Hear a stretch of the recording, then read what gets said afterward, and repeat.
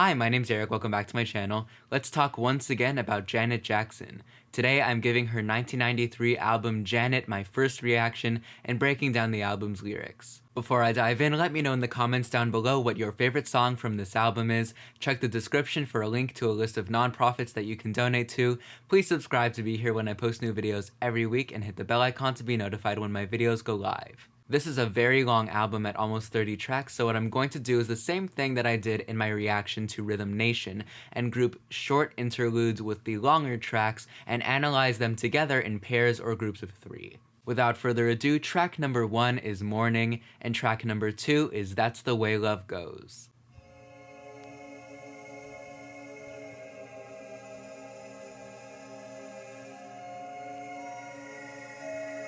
Nice and serene, sounds like springtime. We had the kind of night where morning comes too soon to make the kind of shadows that only one thing could make.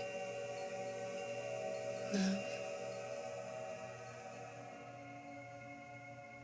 I like that. That's the way love goes.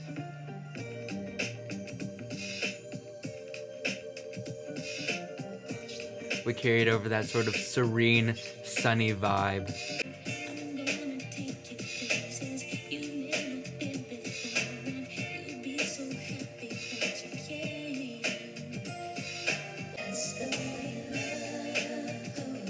Definitely in 90s R&B land, and her voice just sounds so smooth and airy.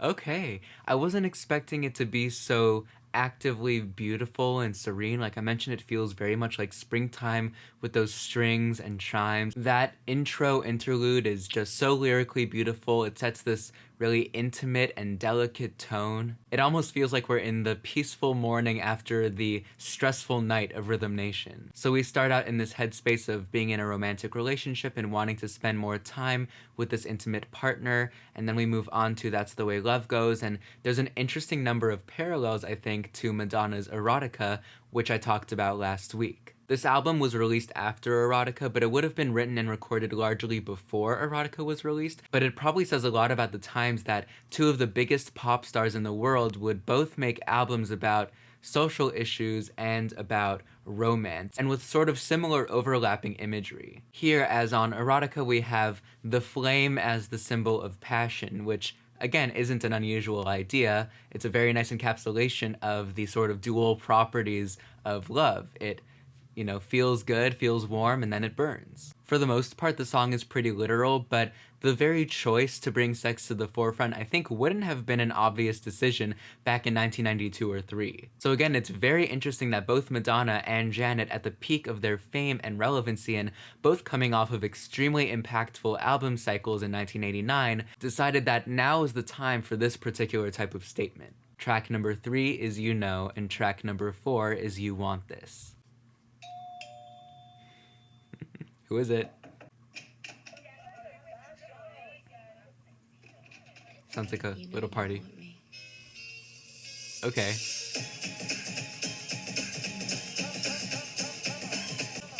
Okay. This definitely sounds like 80s Janet.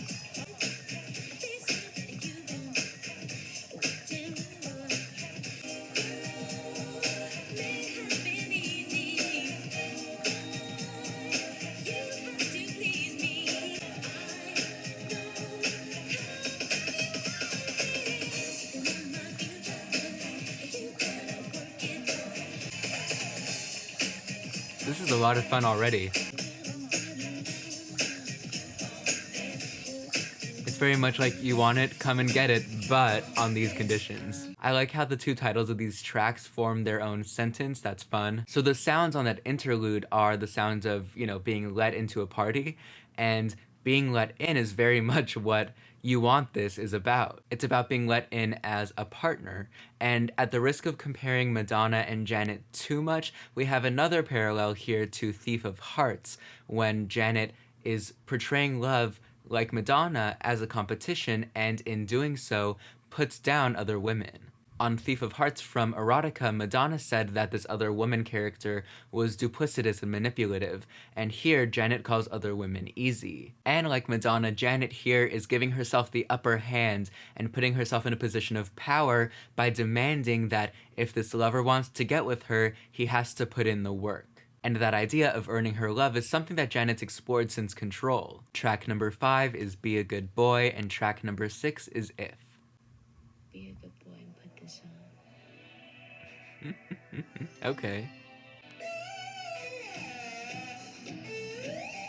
Ooh. Okay. Ooh, I love the texture on that bass. Kind of reminds me of like nu metal or industrial. That's really cool. I guess this is like picking up where Black Cat left off.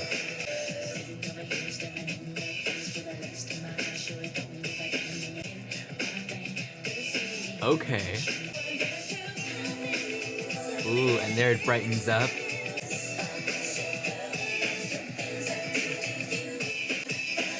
Ooh.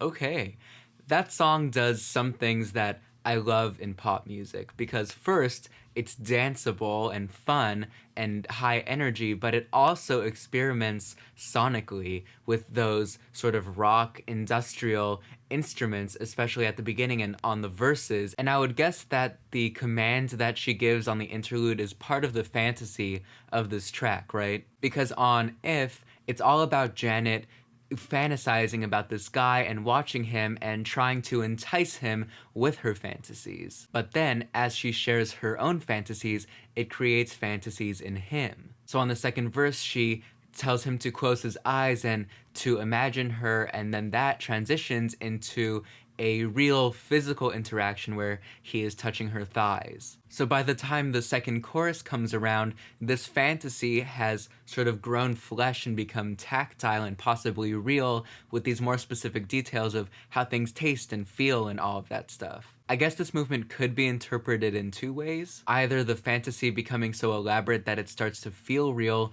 or the act of being open and sharing her fantasies, creating the possibility of experiencing that with someone else. Also, note the language on the chorus of doing things to him as opposed to for him.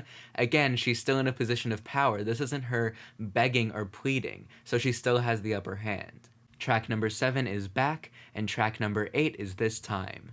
I'm giving you back. Okay. Ooh. Nice variety of sounds here. After all I've done for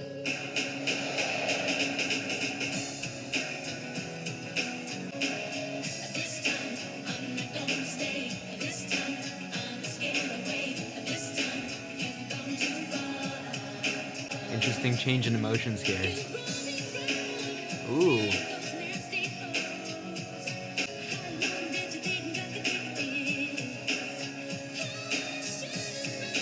Her voice sounds awesome on this track.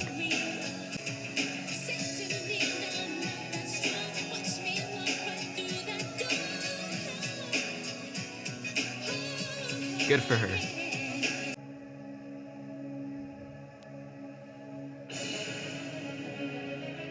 Okay.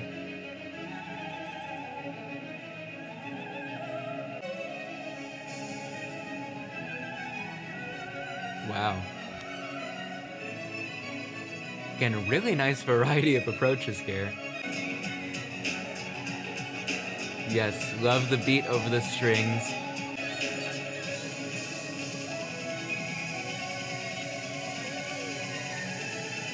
You're dismissed. Ha, that was such a cool track. So many different things going on. Such a bold choice of a bridge. Love that operatic vocal performance on the bridge. I'm going to check who that is real quick. Okay, the opera singer on the bridge was Kathleen Battle.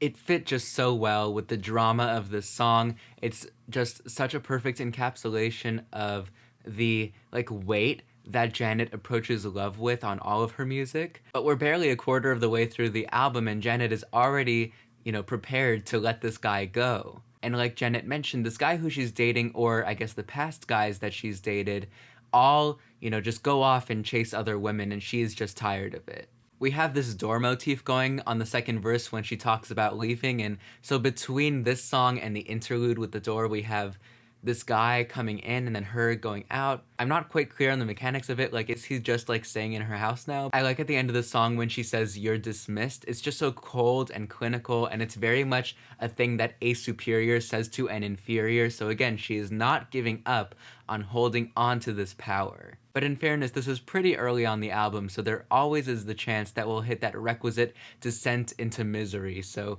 we shall see. Track number 9 is Go On Miss Janet, track number 10 is Throb, and track number 11 is What'll I Do, a cover of a song by Johnny Day. Miss Janet.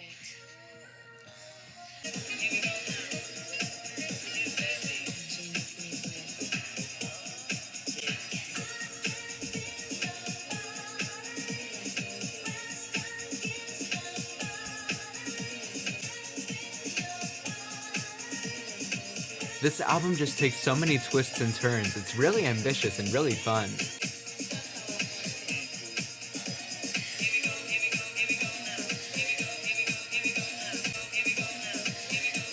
Kind of feels evocative of like the ballroom scene.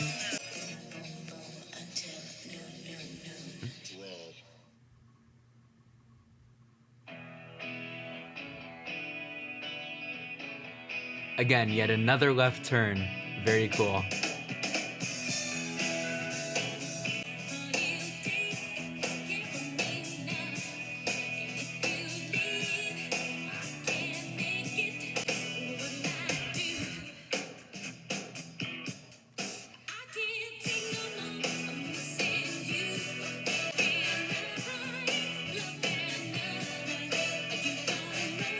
Her vocals are very confident here too. This is very danceable, but in a very different way from the last track.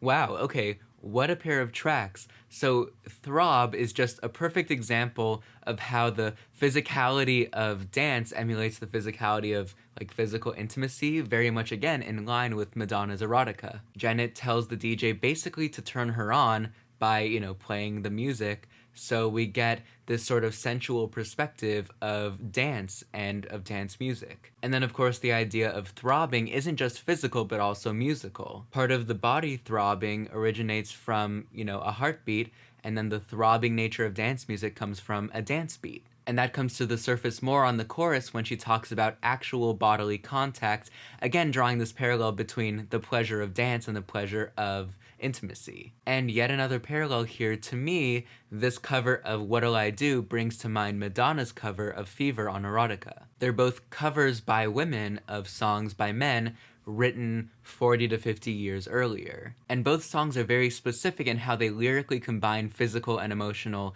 ideas, because there are many points when the language isn't totally clear on whether it's talking about, an emotional connection or, physical intimacy, and that's the whole point. It wouldn't be a sex-positive message if Janet portrayed physical and emotional intimacy as separate, mutually exclusive spheres. And of course, this song is a little bit less euphemistic than Fever, which makes sense because it was written about 10 years later. But in any case, Janet's ventriloquizing basically a man's expression of desire feels to me like an assertion that women too experience desire and have a right to express it. Track 12 is The Lounge, and track 13 is Funky Big Band.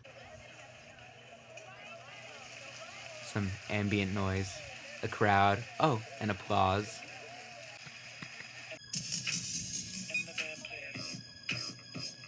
Ooh. It's holding back a little bit. It's got sort of like a 40s, 50s doo-wop vibe.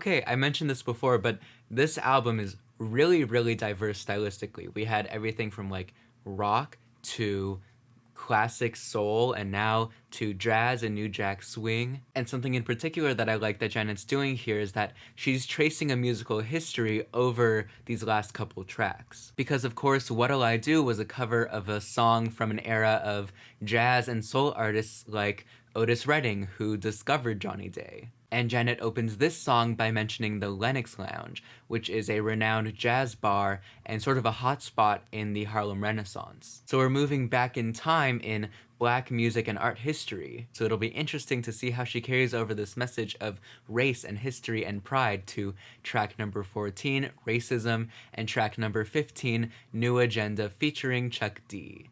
Into a world sick with racism. Get well soon.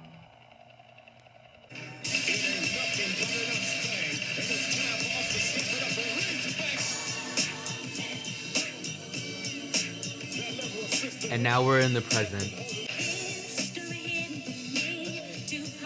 History.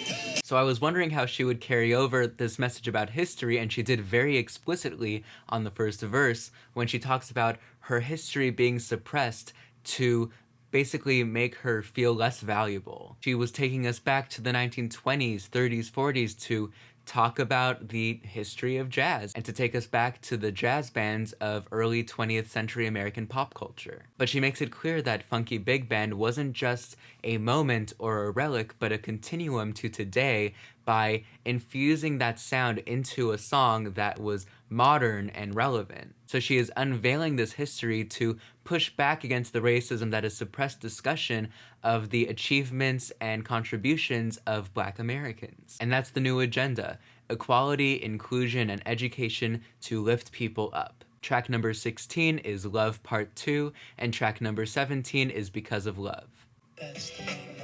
So this is a sort of mini rework of That's the Way Love Goes.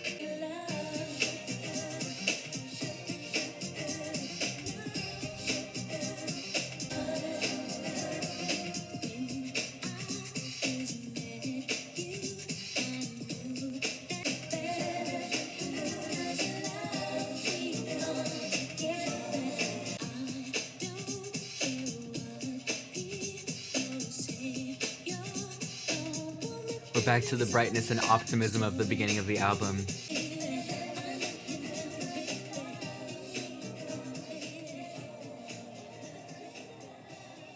That was a lot of fun. It was really sweet and bright and danceable. I think it could seem like an abrupt transition between New Agenda, which was political, and Because of Love, which is personal, but I think the point is that Janet is being uplifted in all facets of her life. And in that way, Janet's attitude seems to pivot around New Agenda. On What'll I Do, she was so afraid of her partner leaving her, and now it's flipped and she feels confident and everything is going well because of love. It's pretty simple, but I think there are plenty of opportunities for this album to take more twists and turns as it goes along. Track number 18 is Wind, and track number 19 is Again, which is from the movie Poetic Justice and earned Janet Oscar and Golden Globe nominations. Okay, pretty literal. I heard from a friend today, and she said you were in town. How can I be strong? I've asked myself time and time. I've said that I'll never fall in love with you again. I've come too close to happiness. The love is swept away. You stand there and then tell me you love me, believe again. Love you again. As I've talked about before, Wind is a very common symbol of change, and wind has come and has changed how she is feeling. Janet as a character or as a voice experiences very strong like magnetism in love, which would explain why here she's struggling to stay away from an ex who she has this history with, and she keeps feeling his pull. And he hurt her and left her, and so she's trying to resist this pull, and we hear her over the course of the song just going back and forth. But the trap that she seems to fall into is that when she tries to think of a way that he hurt her, she instead thinks of a way that he made her feel good. On the second verse, she basically says, "I'll never fall for you again, but making love to you felt so good." On the third verse, she says, "You took my happiness away," but then she says, "Your kiss made me happy." So she ends this song saying that she has fallen in love again, and we are left saying, "Stop, don't do it." So we'll see what happens next on track number 20, Another Lover, and track 21, Where Are You Now? I would sooner grow old all alone than to ever have another lover. Interesting. Does she mean like another other than you, or another as in ever again?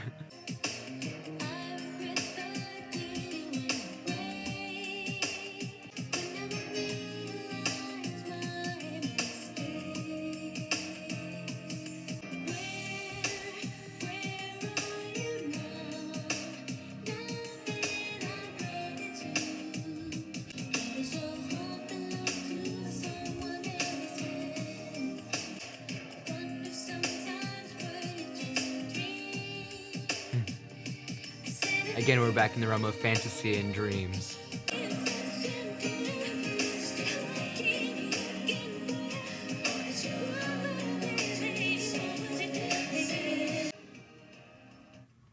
Okay, cool. So I think Where Are You Now is a nice counterpoint to Again. On Again, Janet crossed paths with an ex who she didn't want to get back together with, but here she is fantasizing about an ex who she wishes would re-enter her life. On If, she talked about fantasy as being a powerful thing that when shared can create love and connection, but here the signal's been interrupted and she's wondering why her message isn't getting through to her ex. She's saying, "In my mind, soulmates exist and love works out, so why aren't things going my way?" So we're getting different elements of Janet's views on love and experiences with love, which makes sense because this is basically a self-titled album. Track number 22 is Hold On Baby, and track number 23 is The Body That Loves You.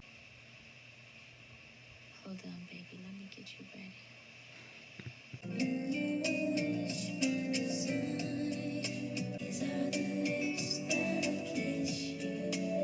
This is definitely one of the sweetest and most romantic songs so far.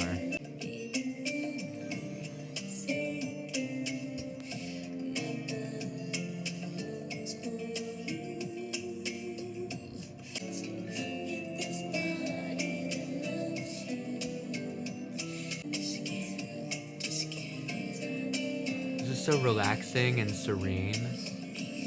The chorus here brings to mind a blazon, which is a type of poem that breaks down the physical attributes of its subject. The typical version of this historically was a male poet basically objectifying a woman and breaking her down into the parts of her body. Shakespeare parodied this trope on Sonnet 130, but Janet uses it here to convey how each and every part of her being embodies love and shares love. So she's at the point where her desire has built up, and she's saying, "I've got the candles and the wine set up. Hello." So if I had to guess, we're around the point where the album is peaking in intensity, and then we will experience a come down in the final handful of tracks. Track 24 is Rain, and track 25 is Anytime, Anyplace.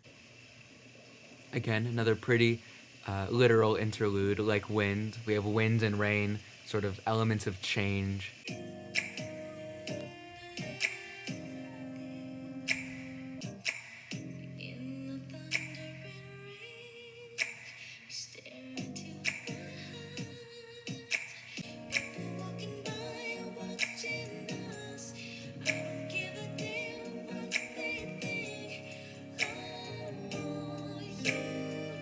So we've still got this intense desire building up.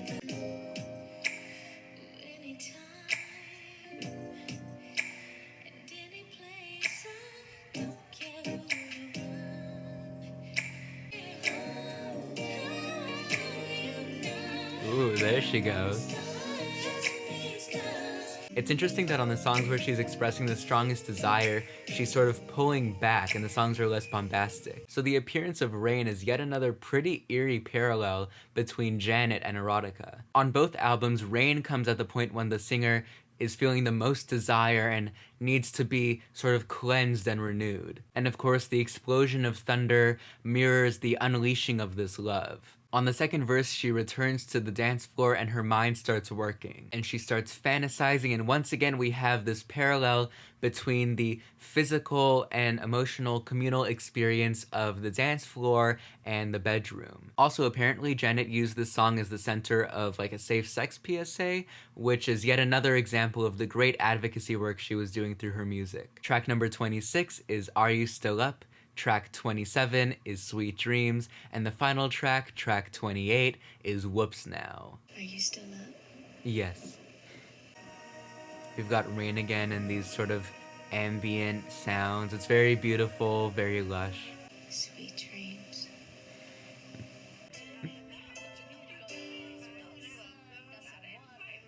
We have the friends that show up a lot more later on The Velvet Rope.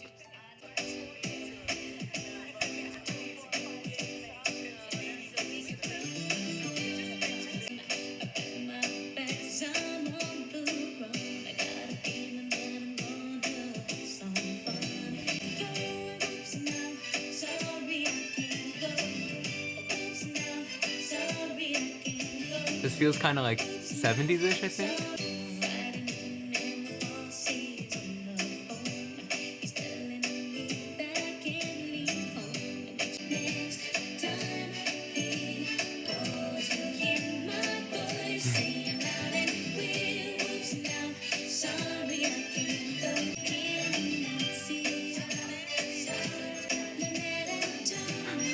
She's just naming her friends. That's so cute.